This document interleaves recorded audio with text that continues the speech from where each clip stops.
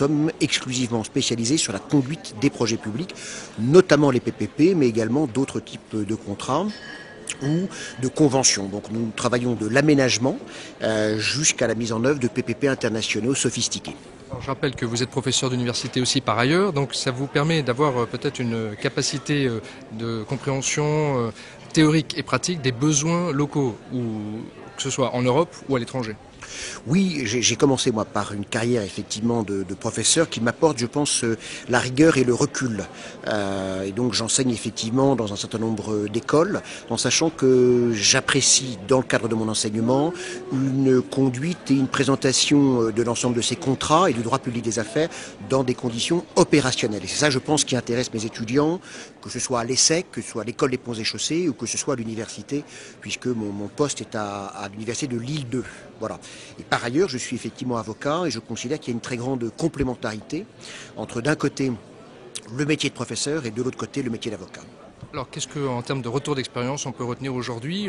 Les PPP, ça a à peu près 6 ans maintenant, l'ordonnance. Il y a beaucoup de PPP en France qui foisonnent. Qu'est-ce qu'on peut en dire? Écoutez, je pense qu'il y a deux éléments qu'il faut retenir sur la mise en œuvre des PPP.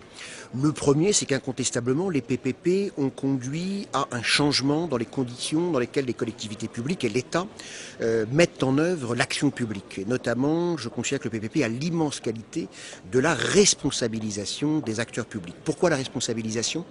Parce que lorsqu'on met en œuvre un PPP, on envoie le coût final au centime d'euro près. Donc lorsque l'on construit un palais des sports, à la fois on en a le coût de la construction, mais on sait que l'entretien, la maintenance, l'exploitation de cet ouvrage coûtera à la collectivité sous forme de loyer tant pour les 10, 20, 30 ans, 40 ans qui viennent. Et je trouve donc que c'est un élément de responsabilisation relativement aux finances publiques et il y en a besoin. Deuxième élément, de manière quand même à montrer les limites du PPP. Il faut faire attention, à mon avis, à l'effet de mode. Le PPP est un outil extrêmement pointu qui est parfaitement adapté pour un certain nombre de projets. En revanche, il y a d'autres types aujourd'hui de contrats ou de partenariats qui sont plus adaptés pour certains types de projets que le PPP. Donc le PPP, c'est un excellent outil pour la mise en œuvre de l'action publique, mais ce qui me semble le plus important, c'est plutôt la multiplication et la spécialisation des outils qui permettent de mettre en œuvre une action publique plus précise et plus responsable. Avec toujours des partenaires privés, quand même.